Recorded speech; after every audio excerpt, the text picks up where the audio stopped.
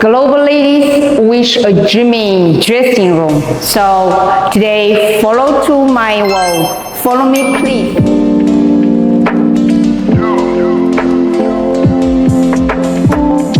This is the open dressing room area. This open closet, we use 4 elements.